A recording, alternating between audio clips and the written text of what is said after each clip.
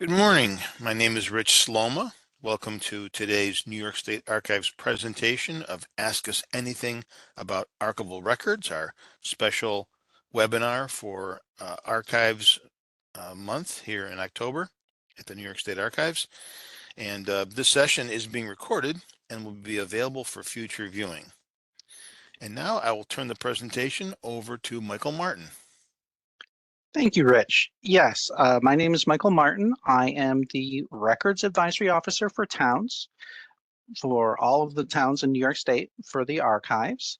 And I'm joined today by Jennifer O'Neill. And if you give me a moment, I'll make sure I get everybody's name and title correctly, who is the Head of Scheduling and State Agency Services, as well as John Diefenderfer, who is the Supervisor for Archival Advisory Services.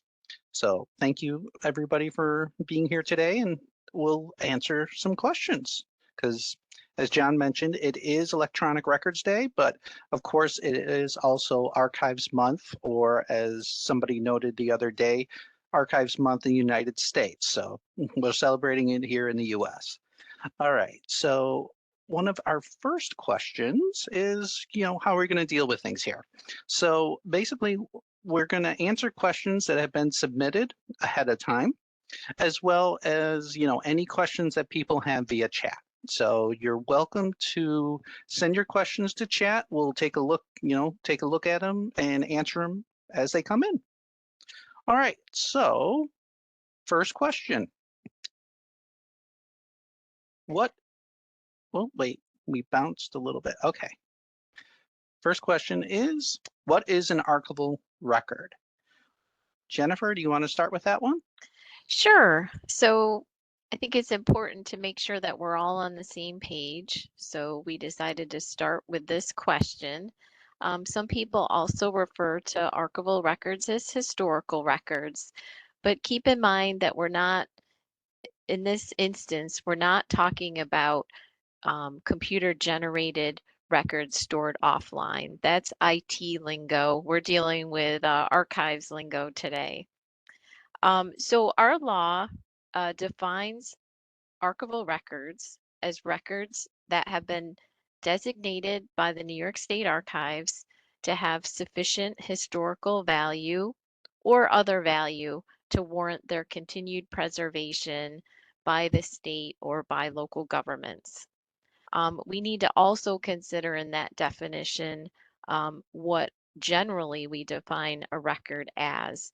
And a record is something that documents uh, its documentation or a record that's made or received by a government in the transaction of public business.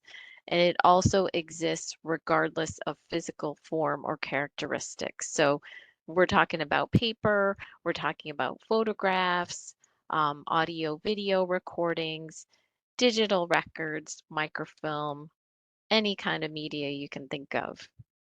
So let's break this apart a little bit. So I mentioned that the New York State Archives designates records as having archival value. Um, by law, we're responsible for making that designation, and we call that designation appraising records. Um, we appraise records. It's a pretty rigorous process that we follow. We have staff who examine records. They'll talk to people who create the records to get a better understanding of what the records are and what they were used for. They conduct research and they prepare a report with recommendations as to whether the record should be considered archival or not to our appraisal team here at the State Archives. And that team will review the report, consider the recommendations, and make a final determination. The report and the team consider a lot of different things. We're considering where the records came from, what office they were created or received by. We're looking at the informational content of the records. What are the dates? What are they complete?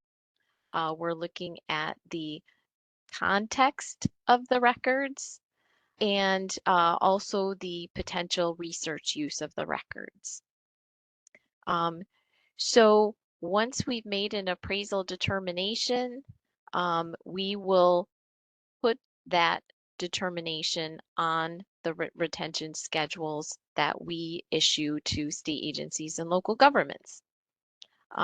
So those retention schedules will say that those records need to be kept forever. And that's a pretty awesome responsibility and something that, you know, we'll talk further about ways in which you can be responsible caretakers of the records. So let me just give some examples of categories of archival records. So executive level records, for instance, these would be records of your commissioner if you're an agency, supervisor if you're from a town, chief of police, things like that. We're looking at subject and correspondence files of those people. Also looking at governing board records, such as meeting minutes. Also, another important set of records are records that document the sale and purchase of real property and records that document significant events or disasters. And that's not at all an exhaustive list of potential examples. We'll be talking about more examples as we go on today in our session. So it's not just old stuff. No. All right. Next question. Hey.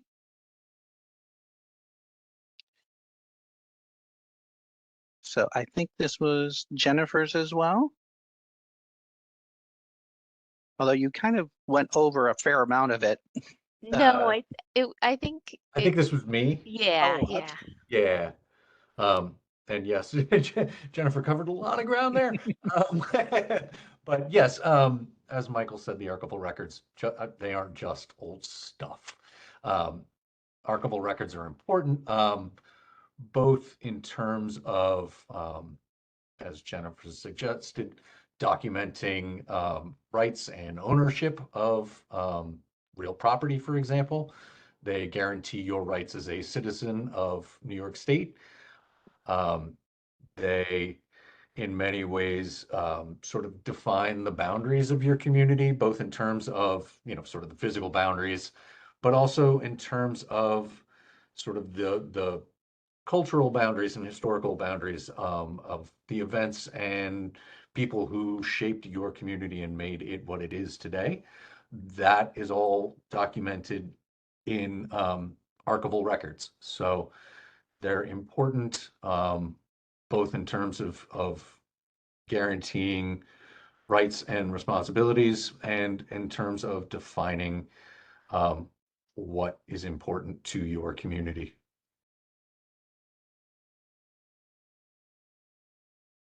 Sounds good. All right. So next we can talk about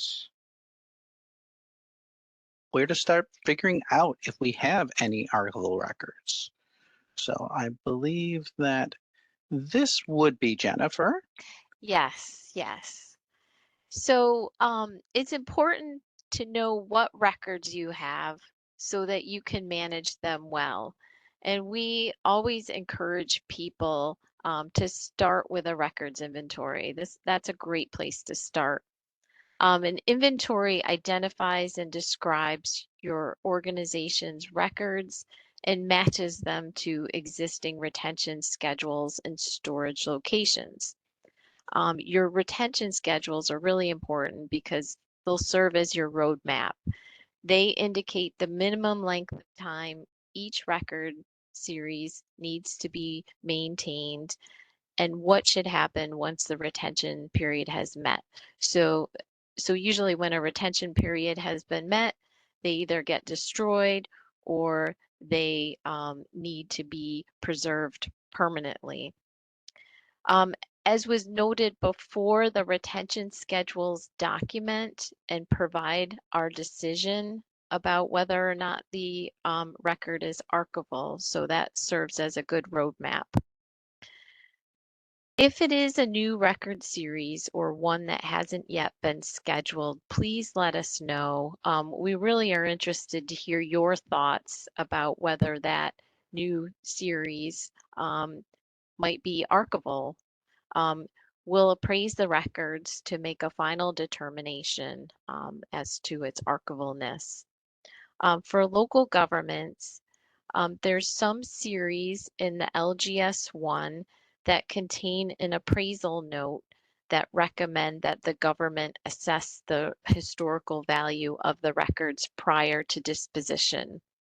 I would encourage you to take a look at our publication titled Appraisal of Local Government Records for Historical Value to guide your appraisal or your assessment of those records.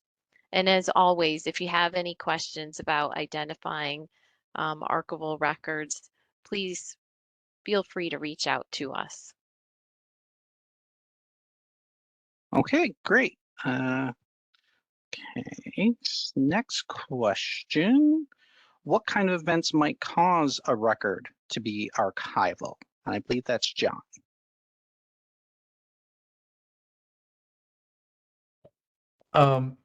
Well, there's lots of events that can cause a record to be considered archival.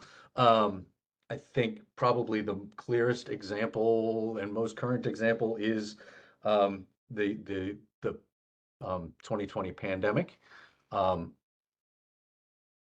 Caused a lot of records that might not have been considered archival in the past to be reevaluated and thought of in different light, given the historic nature of the pandemic and the response to it, both at the state and local level.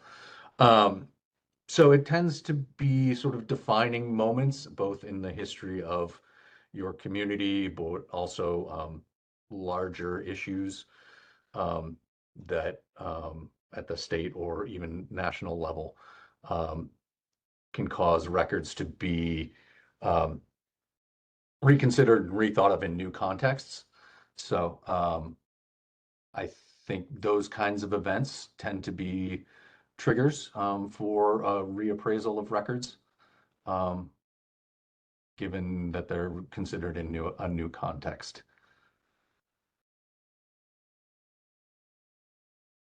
Okay, great. We actually did have a question submitted. And so I'm gonna, actually it was submitted ahead of time, so I'll kind of go over that quick and maybe we can all kind of help answer that one. We have a retired county clerk put a question forward about working with kind of an unusual collection. It deals with some historical records, genealogical records, that sort of thing, volumes reflecting Great Migration, whole 9 yards. So one of the first questions is this issue of scrapbooks. These are older books and ledgers with articles, cartoons, and so on. Can't identify the owner or the purpose, how best to handle these. I'm happy to answer that one. Basically, when it comes to scrapbooks, they're very difficult to deal with given the preservation issues that are associated with them. Usually because of the adhesive that's part of it, and they're not always made of the best materials in terms of preservation. The newspaper in particular is going to disintegrate over time, that sort of thing. So usually the best thing you want to do is make sure you're preserving the information in some way, shape, or form so that information is not lost. The other part of the question is dealing with. Michael, if I can jump in real quick. Oh yeah, please. Yep.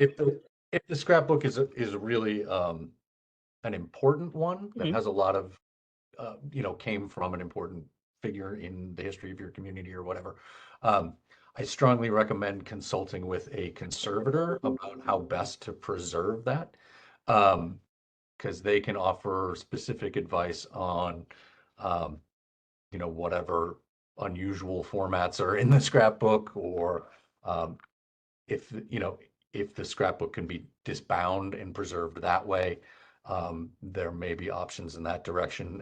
And also, as Michael said, how to best capture the information that's there, if that's scanning or photocopying or whatever. They can offer you professional advice that takes into account all of the physical needs of the scrapbook. Okay. Another question is about family records, copied and foldered, things like family Bibles, that sort of thing. What is the recommendation for things like that?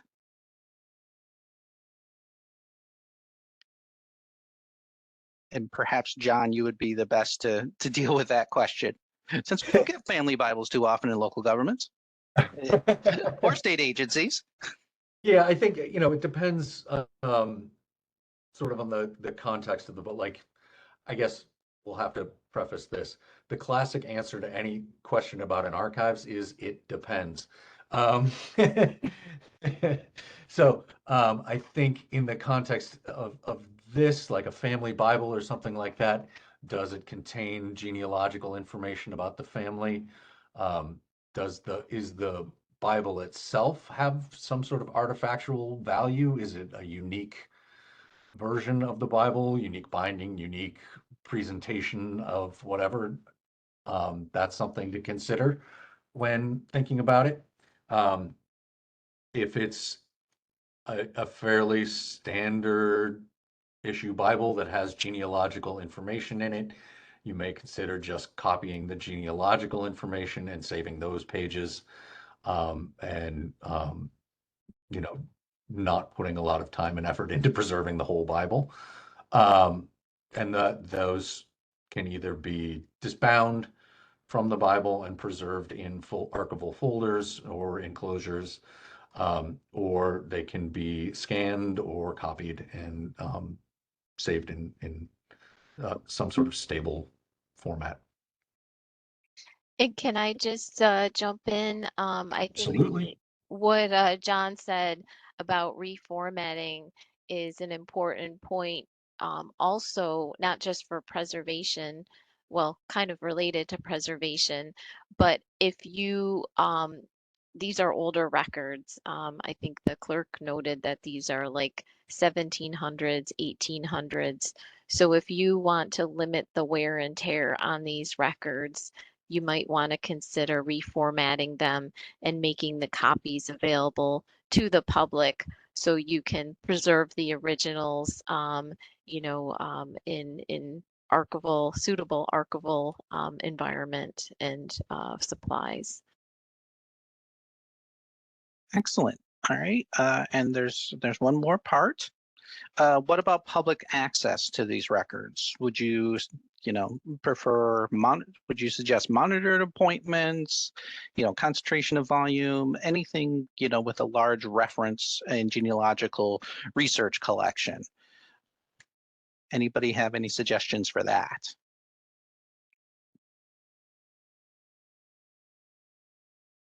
I think it's sort of it depends on that. Who has the records? Like, are these family papers that are being kept by a family? Are they being held by a historical society? That kind of question. Are they sort of an add-on to a local government collection or something? If they're in some organization or institution where they're publicly accessible, then yes, I think, having a research room that is monitored, and researchers can make appointments, come in, take a look at these records, would be sort of the best case scenario. I think, a lot of smaller places tend to not have a researcher specific area. And in those contexts, those situations, it's probably best to have sort of a separate desk or something for them to work at that is separate from the collections itself, ideally, where you can ask that they, leave their bags or coats or whatever in a different part of the room so that they're not, so that you can maintain the security of the records while still continuing to provide access to them. So yeah, I think, that's sort of how I would approach access to these records.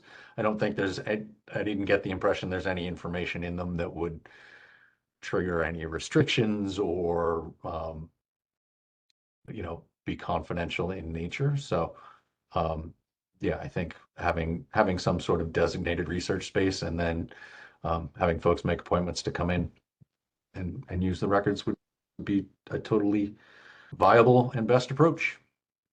Yeah, and along the same lines as what John was suggesting, you may want to consider loan or deposit to an institution that might have better facilities for public access to records.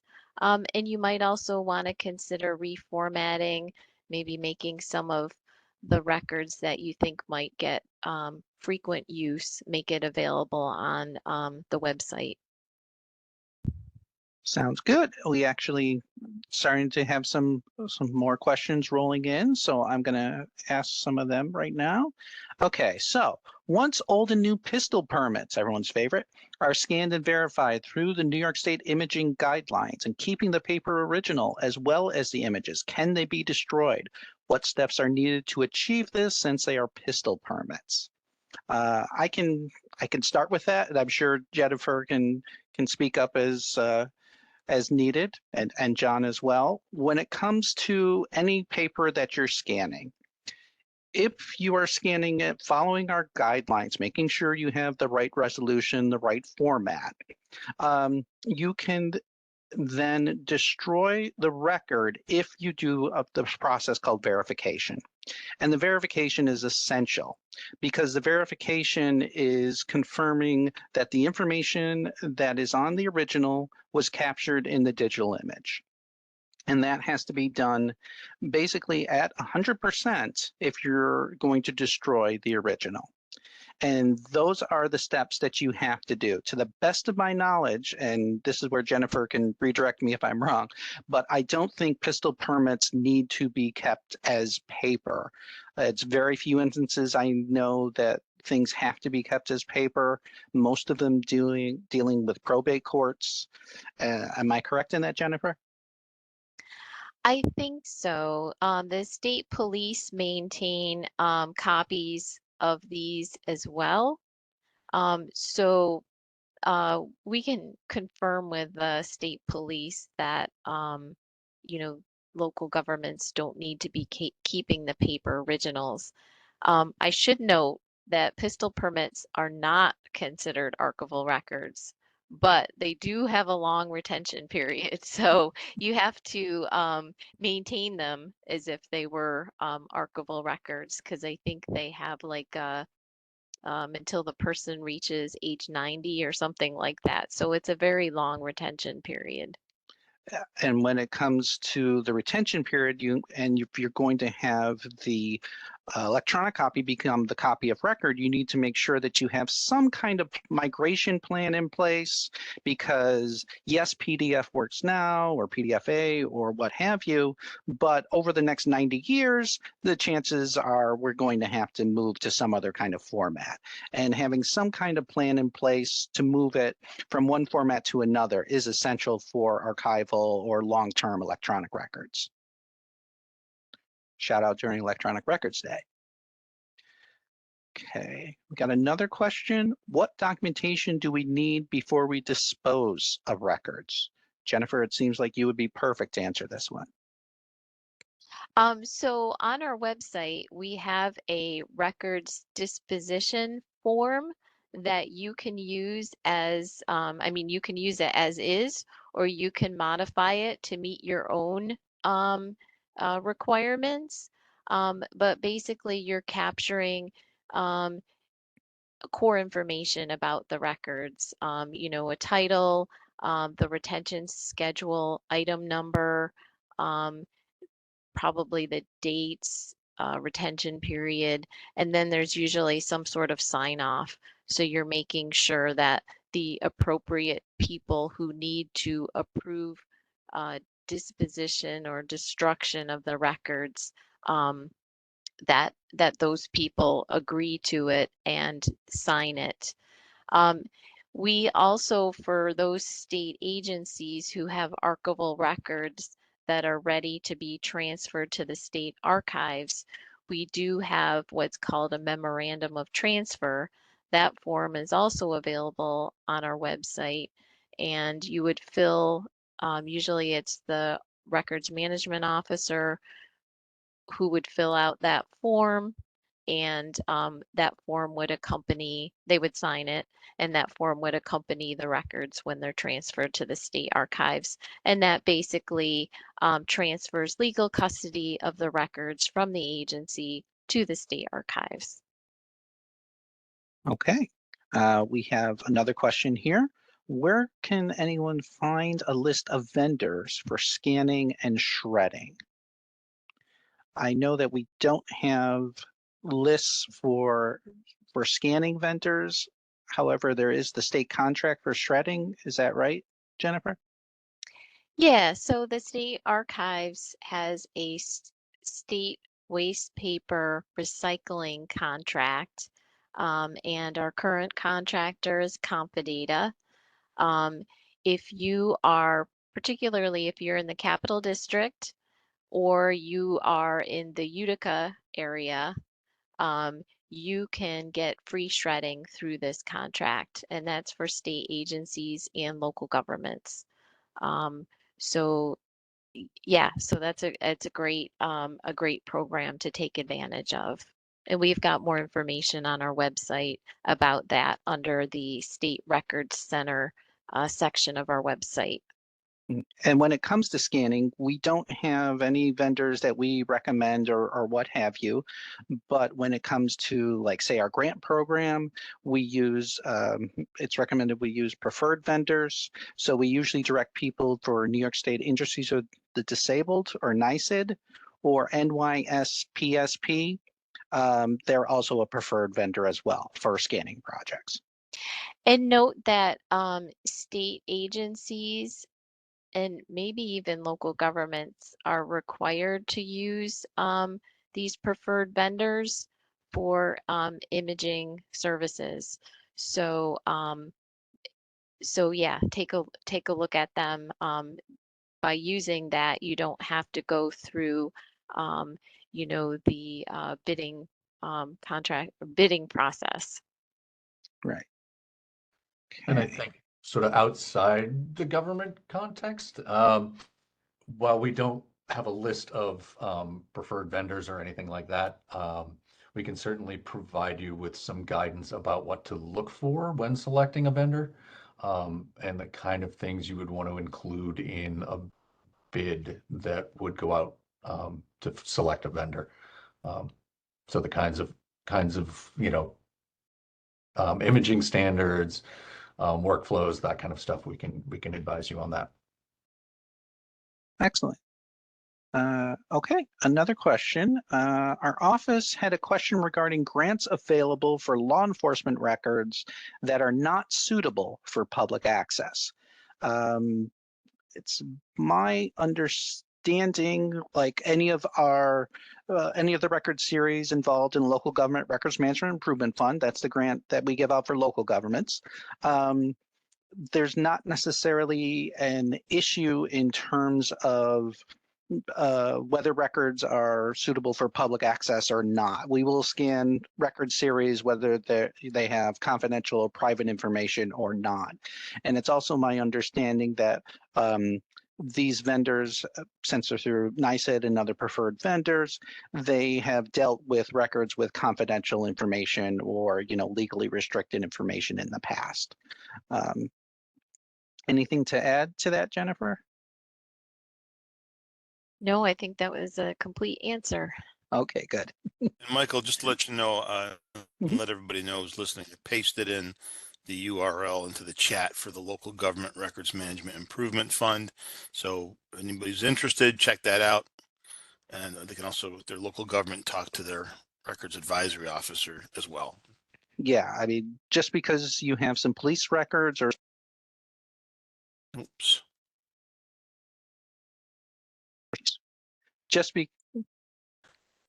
just because you have some records that may be restricted or redacted or some kind of confidential information, they can still be part of the local government records management improvement fund grant, because we deal with police departments all the time. Okay. Another question. Does that apply to schools too? Oh, wait. Everything jumps. That may Forgive be me. for the shredding, I'm thinking, Michael. Yeah, yep. Does it apply to schools too for shredding? And yes, when local government, so it would apply to them as well. Okay. Someone's saying, thank you for the shredding vendor. Do you have one in Long Island? Not that I know of, Jennifer. Yeah, we don't, but I would also encourage you to take a look at the New York State Office for General Services. They maintain statewide contracts, and I know that they have contracts for shredding with shredding vendors. So check out those vendors on state contract. Okay, sounds good. And I should say that they cover generally the areas that our waste paper contract doesn't cover. All right. And somebody's asking for more information about the records disposition form. You can always contact your records advisory officer and they'd be happy to send that along. But it is on our website under the forms and tools section. I can tell you that. Okay. All right. So next question here. Is there a difference in state government and state agencies, local government dealing with their own archival records? Jennifer? So the short answer is yes. State agencies transfer records designated as archival to the state archives, and local governments are responsible for holding on to their own archival records. So let's focus first on state agencies. So when state agencies transfer records to the state archives uh, is the archival repository for archival state government records. We then become responsible for their preservation, making them accessible to researchers, and responding to any legal or FOIL requests that we receive. In terms of their preservation, for paper records, we store them in a secure, climate-controlled storage facilities. And we use, the appropriate archival products and shelving to house records. For electronic records, we have a preservation management application that we have purchased that meets archival standards and also is backed up regularly. We operate a research room that's here in Albany in the Cultural Education Center. It's open to the public Monday through Friday, 9:30 to 4. And also agency staff and researchers have access to our online finding aid, and that finding aid lists and provides information about records in our archival holdings. And I should also note that we're getting a brand new online finding aid before the end of the month. So I would encourage you to take a look at that, and that will hopefully provide even better access to our records. We also have digital collections, which provides access to digital copies of a very small percentage of our total archival records. And these are most frequently accessed and used records. For local governments and non-government entities, they're responsible for preserving and making available their own historical records. Local officials should familiarize themselves with FOIL and other laws that govern access to records. For more information about managing archival records, we would encourage you to take a look at our archives management section, in particular preservation and access and program sections under that. Local governments who are interested in improving their environmental conditions, storage, handling, and security for their permanent records are also eligible for free preservation surveys from the Documentary Heritage and Preservation Services for New York. And if you would like some more information in general about historical records, check out our historical records webpage within the records management section. And at the bottom of that page, we have lots of relevant publications and workshops for you to check out. I'd also chime in and add that I believe local governments are eligible for grant funding from New York State Library Conservation Preservation Program, which funds activities related to the preservation of archival records, be that conservation treatments, rehousing, all of that those kinds of activities. So I'd encourage you to take a look at the New York State Library website and the Conservation Preservation Grant Guidelines. And of course, there's the historical records category for the local government records improvement fund as well. Yep. Okay, this is kind of a follow-up question. You had mentioned archiving in a format that can be changed to another format in years to come. What format do you recommend for now? In terms of the imaging guidelines, when we're talking about long-term preservation, currently the format, you need to go over specific things in the imaging guidelines, but kind of the default at this point is for text PDFA, and for other things beyond that, like maybe maps and plans, typically we're looking at TIFF rather than your PDFA. That's what we're recommending now at this point for our imaging guidelines. Yeah, I think in general, the best types of formats, file formats, are non-proprietary formats. So those are ones where the information about them is publicly available, so that people can figure out solutions to accessing those records because those standards are published, unlike proprietary formats. Sometimes it's hard to get around proprietary formats, like think of Microsoft Office products, but those products are so ubiquitous that they will probably be supported for a long period of time. So those might also be suitable products, even though they're not non-proprietary. Right, and our imaging guidelines, of course, are for paper records that have been scanned as digital images, not necessarily Word documents, databases, spreadsheets. How do you preserve those? Okay, so for our next question, can electronic records be archival records? And I believe this question is mine. The answer is yes, they can be archival records because they can document things that are considered archival. Like if you have a Word document that is for the minutes that you keep, which is an archival record, you don't have to print out that Word document as a paper copy to make sure it's being preserved for all time. You can keep it as an electronic record, just with the understanding that you're going to have to move it at some point. So they definitely can. You also have to think about archival records in terms of what Jennifer said in terms of appraisal and historical significance.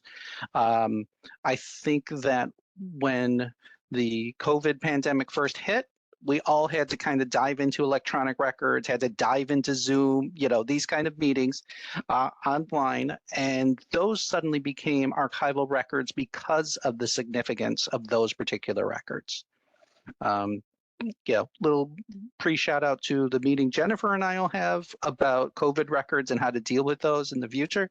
That'll be in December, but I think that's a very good example of electronic records that are archival records simply because of their historical significance. Okay. Next question. If I know a record series is going to be archival, when should I consider, what should I consider when creating it? Okay. I believe that's John. Yeah, I think when you're creating an archival series, it's important to think about what the format of that record is, and is that a stable format over the long term? At this point, paper's pretty stable. We've had a lot of years of experience dealing with paper, and it's pretty stable. And we're getting better at looking at electronic records that are more stable and capable of being preserved over the long term. But again, as Jennifer said, I think looking to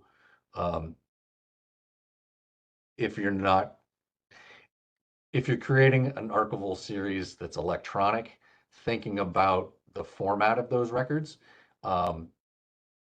in the long term, that you may have, as Jennifer mentioned, Word documents or spreadsheets or whatever that are sort of use copies, but thinking about in terms of when those become inactive or become officially transferred to the archives, thinking about the format of those records in reformatting those records into something more stable and long term, or capable of longer term preservation.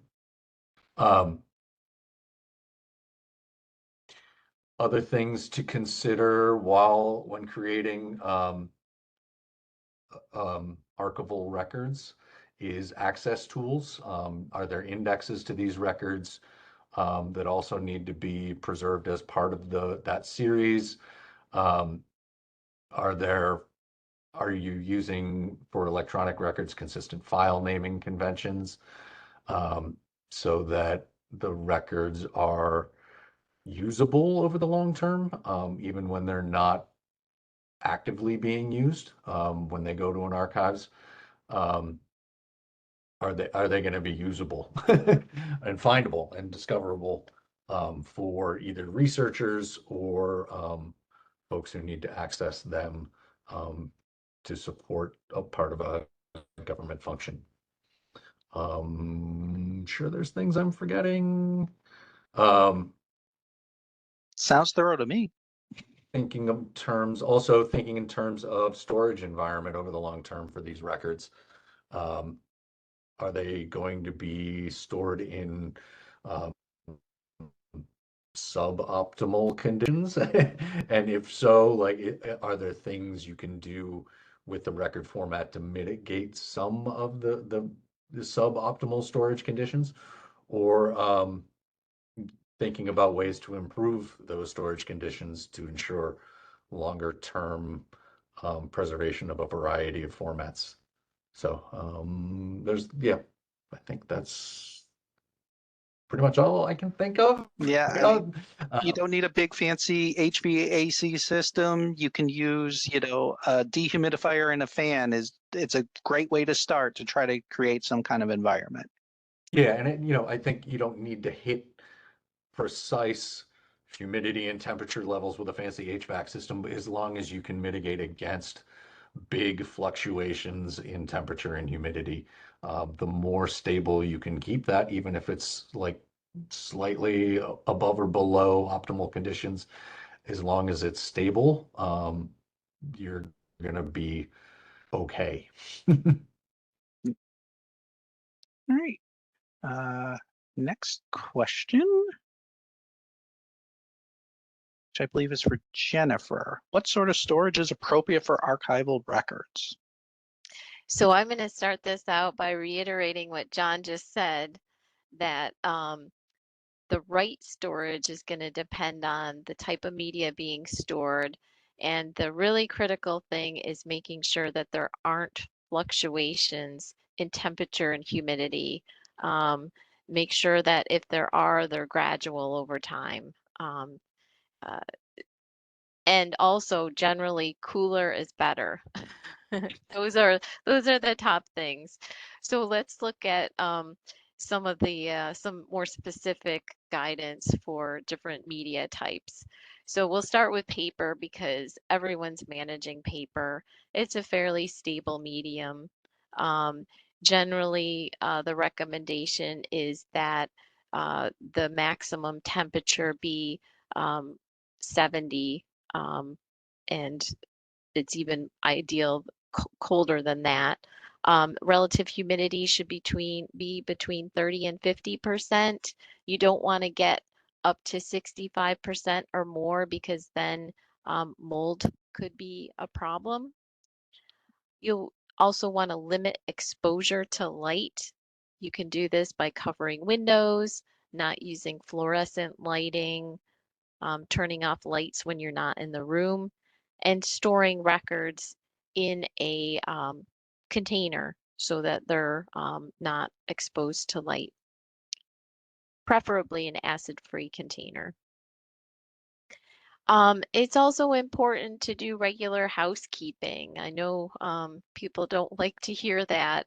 You know, you do enough of it at home, but you know, it's important to keep down the dust and dirt on your shelves, boxes, and floors. And to do that by avoiding the use of chemicals. Just use water for the floors, use the electrostatic uh, wipes and stuff for the boxes and shelving. It's also good to monitor for pest control. Pests can damage collections, rodents and insects in particular. You'll want to they've got traps that you can purchase inexpensively to see if there is any evidence of pests in your storage area. It's important to prohibit food and drink from being in your storage area because that can attract pests. It's also important to have, as John and Michael mentioned, a secure facility. So limit access to that facility, especially limit access to records that have that are confidential. For microfilm, film, audio visual materials, they like even cooler temperatures. Um, so you're looking at temperatures above freezing to 65 are probably the optimal conditions. Um, Similar relative humidity as paper is fine. For electronic records, those are going to be a little bit more challenging to store and preserve. As we've mentioned quite a few times today, um, you'll want to make sure you have a migration plan in place so that your file format, software, and hardware don't become obsolescent and you don't lose access to those records before they become obsolescent.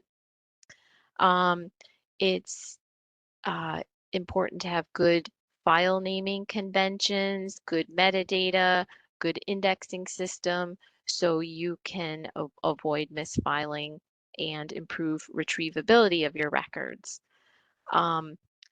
You'll need to make sure that you have some sort of security over your electronic records. They're easier to alter for fraudulent purposes. So work closely with your IT team to assist you with security measures you can take. And some of those security measures could be access controls to the actual records and audit trails. Those are some simple ones. The best storage is using a server environment and that server being routinely backed up. a lot of organizations are now using cloud storage, which is perfectly fine, as long as they have backups. Um, and I would encourage you to check out our archival management and electronic records sections on our website for more information. And our inactive records storage publication also contains a lot of good information about optimal storage conditions for particularly paper. All right, looks like we have a new question here. Do electronic archival records have separate documentation form that's needed for disposition? Or is there a specific form or process for when electronic records are past their retention? And I can answer the first part. There is no specific form or specific, specific thing for electronic records. When it comes to retention, when it comes to disposition, the forms are basically the same. We want you to document the record series, the retention period, who authorized the destruction, who witnessed the destruction. That's all the same. All the retention schedule and the forms are all media neutral. But when it comes to the actual disposition, there are some differences. If you're talking about getting rid of something, a device or media, you want to make sure that that device is completely destroyed. You want to make sure that there's no backups. That may require a special program to, basically digitally shred the information, that sort of thing, particularly if there's private information, that sort of thing. There are also different things that you can do with actual media, from, bashing it with a sledgehammer, because that's pretty effective in making sure it never comes back.